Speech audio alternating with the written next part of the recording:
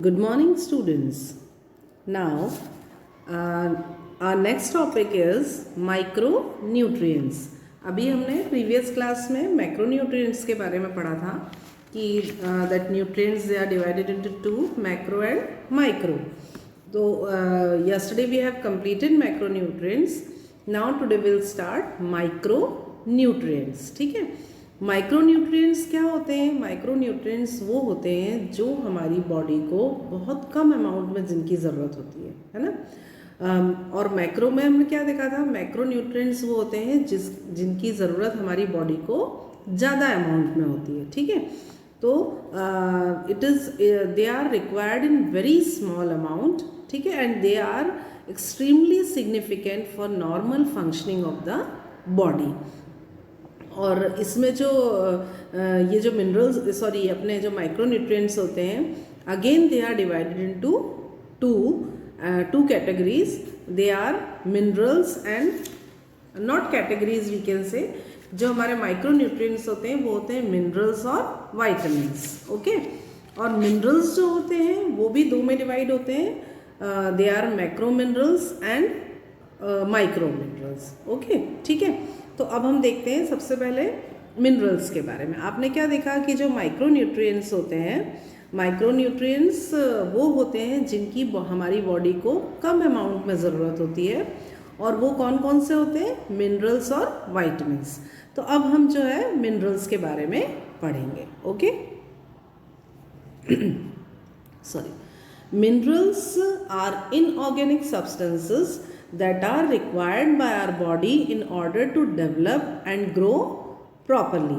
And some important minerals are calcium, iron, potassium and magnesium. ठीक है. तो अब हम मिनरल्स के बारे में देखते हैं. जैसा कि मैंने आपको बताया कि minerals they are divided into two, macro minerals and micro minerals. Okay. Minerals are essential in our diet and about 4% of our body weight is made up of minerals. ठीक है. और मिनरल्स से क्या होता है? हेल्दी टीथ, हेल्दी बोन्स और healthy muscles होते हैं. ठीक है. और ये जो मिनरल्स होते हैं, ये जो मिनरल्स हैं, they are classified into micro and macro. That already I told you, है ना. और हमारी बॉडी को जो है ज़्यादा से ज़्यादा मैक्रो मिनरल्स की ज़रूरत होती है. ठीक है. अब हम अभी देखेंगे कि मैक्रो और माइक्रो क्या होते हैं. पर एज़ कम्पेयर टू माइक्रो हमारी बॉडी को मैक्रो मिनरल्स की ज़रूरत ज़्यादा होती है. ठीक है. मैक्रो मिनरल्स में क्या आता है? Calcium, potassium, sodium, magnesium and phosphorus. ठीक है. ये होते हैं मैक्रो मिनरल्स. और माइक्रो मिनरल्स में क्या क्या आता है? Iodine, iron, chromium, copper and cobalt. Yes. फिर जो मैक्रो मिनरल्स हैं, मैक्रो मिनरल्स में अगर हम कैल्शियम की बात करते हैं तो it is the top macro mineral in term of growth and development. ये बोन्स और टीथ के डेवलपमेंट में हमको हेल्प करता है. और इसकी डेफिशिएंसी से जो डिजीज़ होती है वो रिकेट्स होती है. ठीक है.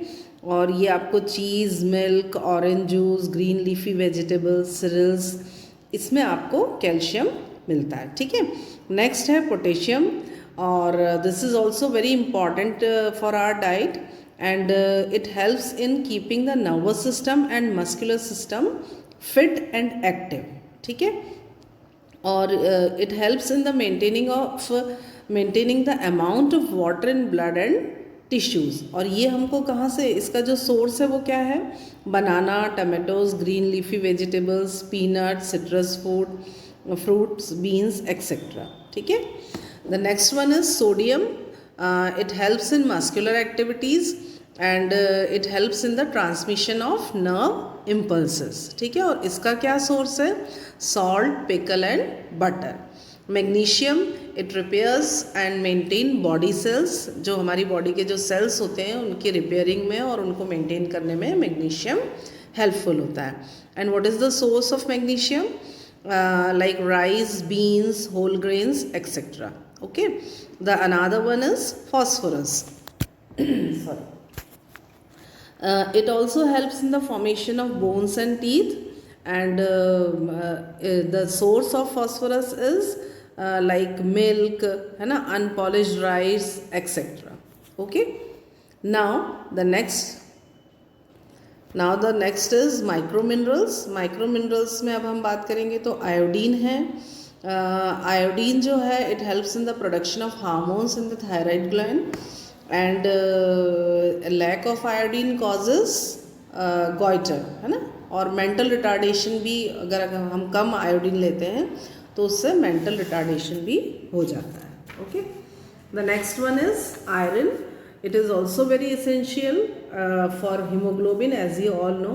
और इसकी डेफिशिएंसी से हमको अनीमिया हो जाता है, ठीक है ना. और ज़्यादा से ज़्यादा आयरन लेने के लिए the rich source of iron is banana, green leafy vegetables, dry fruit, है ना. ये सारी चीज़ों में हमको आयरन मिलता है. Next one is chromium.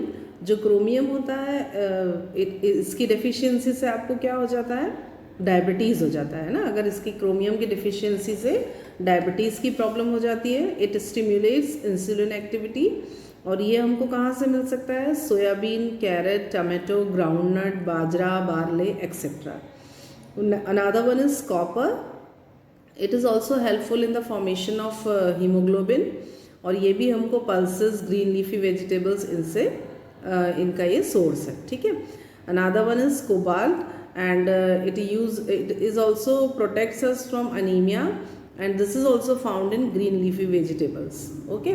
तो ये आपने देखा, लेकिन आपको इससे ये समझ में आया है कि जो माइक्रो न्यूट्रिएंट्स होते हैं इनकी हमारी बॉडी को ज़रूरत तो होती है but in very less amount. Okay. And now after minerals हमने देखा था माइक्रो न्यूट्रिएंट्स दो हैं, एक मिनरल्स और एक vitamins. Now will talk about the vitamins. Yes, the second one is vitamins. They are the chemicals which are required in very small amount to keep our body healthy. ठीक है. It is a particular means if a particular vitamin is not present in our diet, it causes deficiency diseases. ठीक है. अब ये भी जो है दो तरह के होते हैं. एक होता है फैट सॉल्युबल वाइटामिन्स होते हैं और एक होता है अंदर जो दूसरा होता है वो होता है दिस वाटर सॉल्युबल वाइटामिन्स. ठीक है ना. तो जो फैट सॉल्युबल वाइटामिन्स होते हैं उसमें होता है विटामिन ए, विटामिन डी, ई, के. ठीक है. और जो वाटर सॉल्युबल विटामिन्स होते हैं वो होते हैं विटामिन बी कॉम्प्लेक्स में vitamin B1, B2, B3, B5, B6, B12, B9 और B7 और होता है विटामिन सी. ठीक है ना. तो ये अलग अलग होते हैं. इनके बारे में आप और डिटेल में इसको आप रीड करेंगे तो आपको समझ में आएगा. फैट सॉल्युबल विटामिन्स जो होते हैं which are soluble in fat and these vitamins are composed of the elements of carbon, hydrogen and oxygen. और ये मैंने आपको बताया कि कौन कौन से होते हैं, ए, डी, ई और के. ठीक है. और जो वाटर सॉल्युबल विटामिन्स होते हैं ये they are soluble in water and they contain the elements of nitrogen and sulphur. है ना. जो फैट सॉल्युबल विटामिन्स होते हैं वो उनमें कौन से एलिमेंट्स होते हैं, कार्बन, हाइड्रोजन और ऑक्सीजन. और जो वाटर सॉल्युबल विटामिन्स होते हैं उसमें जो हमने देखा कि उसमें जो एलिमेंट्स होते हैं वो होते हैं नाइट्रोजन और सल्फर. फैट सॉल्युबल जो होते हैं वो फैट में सॉल्युबल होते हैं और वाटर सॉल्युबल विटामिन्स जो होते हैं they are soluble in water. ठीक है. और वाटर सॉल्युबल विटामिन्स कौन कौन से होते हैं, vitamin B1, B2, B6, B3, B5, B6, B12, B9, B7 and vitamin C. ठीक है. I hope you understand this very well कि जो हमने क्या देखा, जो न्यूट्रिएंट्स होते हैं they are divided into two. One is macronutrient and another one is micronutrients. Macronutrients में हमने देखा कार्बोहाइड्रेट्स, प्रोटीन, फैट, वाटर. ठीक है. माइक्रोन्यूट्रिएंट्स में दो होते हैं, एक होता है मिनरल और एक होता है vitamins. Minerals again they are divided into two, macro and micro. Macro minerals में क्या होता है, calcium, potassium, sodium, magnesium and phosphorus. और माइक्रो मिनरल्स में क्या होता है, iodine, iron, chromium, copper and cobalt. Vitamins में हमने देखा vitamins again they are divided into two, fat soluble vitamins and water soluble vitamins. Fat soluble vitamins में जो एलिमेंट्स प्रेजेंट होते हैं वो होते हैं carbon, hydrogen and oxygen. Water soluble vitamins में जो एलिमेंट्स प्रेजेंट होते हैं they are nitrogen and sulphur. Fat soluble vitamins कौन कौन से होते हैं? Vitamin A, D, E and K. Water soluble vitamins कौन कौन से होते हैं? विटामिन बी, बी में भी B1, B2, B3, B5, B6, B12 and B9, B7 and another one is vitamin B, vitamin C. Okay, so here this portion is completed. Now we'll move towards the next topic, that is nutritive and non-nutritive components of diet. Okay, yes students, now the next topic is nutritive and non-nutritive components of diet. अब इसमें हम पहले पढ़ेंगे nutritive components of diet.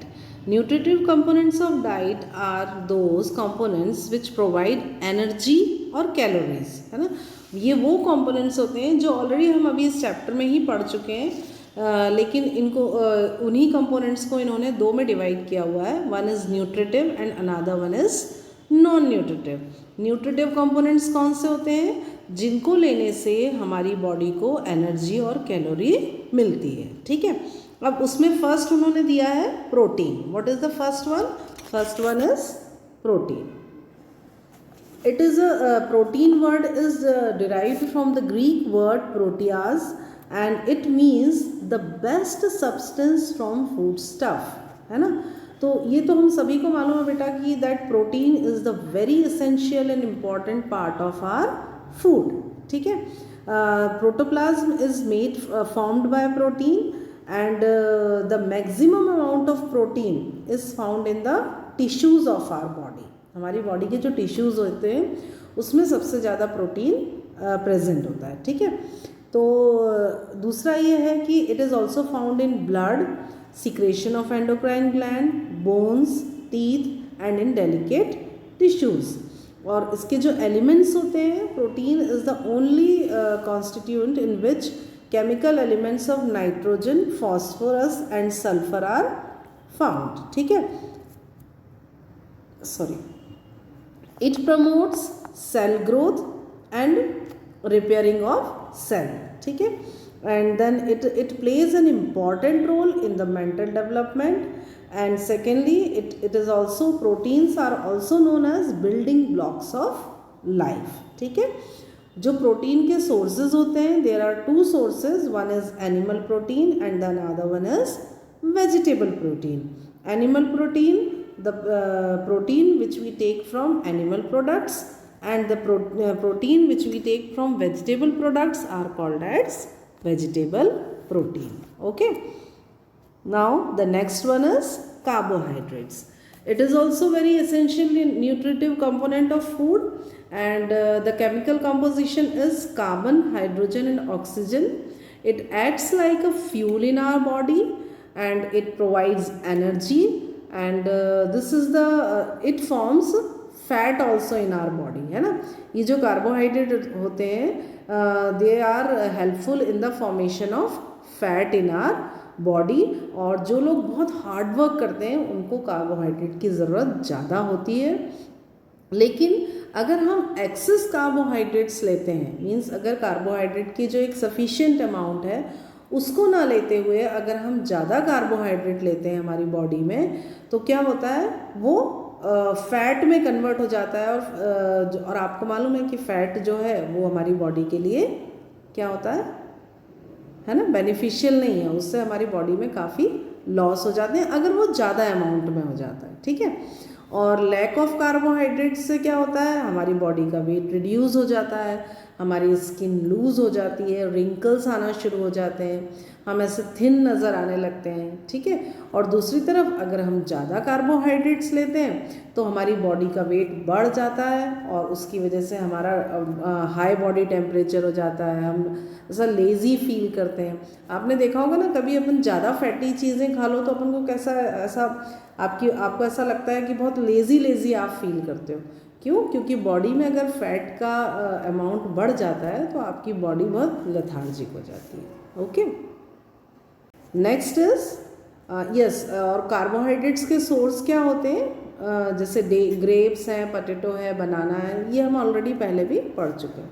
The next one is fat. Okay, fat, it is also very have some essential nutritive components of food, and it is also a compound. It is made up of carbon, hydrogen and oxygen. It provides heat and energy to our body. It regulates the body temperature. It helps in making the body soft and smooth, and it protects our internal organs, है ना, and it protects us from heat and cold climate. और fat is considered better than carbohydrate, और it is used with carbohydrates in food. And secondly, excess fat is not used by the body. और क्या होता है, जब हम fat ज़्यादा amount में फ़ैट ले लेते हैं तो वो हमारी बॉडी में यूज़ नहीं होता है, और वो क्या होता है, हमारी बॉडी मतलब हमारी जो स्किन होती है उसके नीचे डिपॉजिट होने लग जाता है. ठीक है ना. फैट के भी दो सोर्सेज होते हैं, one is animal source and another one is vegetable source. Animal sources में जो है वो जो एनिमल प्रोडक्ट्स होते हैं उससे हम जो फैट लेते हैं that is called animal sources. And vegetable sources like mustard oil, cotton seed, soybean, food grain, dry fruits, है ना, कॉर्न, पोटैटो, स्वीट पोटैटो, इनसे जो मिलने वाला फैट होता है that is called the sources of vegetable sources of fat. Okay, the next one is vitamins. Vitamins are very important nutritive component food, just like protein and carbohydrates and fat. Okay, it plays a vital role for healthy life, and it protects us from various types of diseases, है ना, and it increases the immunity in our body against diseases. हमको दूसरी disease से लड़ने के लिए भी हमारी इम्यूनिटी को डेवलप करता है, और it contribute in the general development of body. और अगर ये जो इसकी डेफिशिएंसी होती है उससे बहुत सारी मतलब डिजीज़ेस भी होती हैं. ठीक है.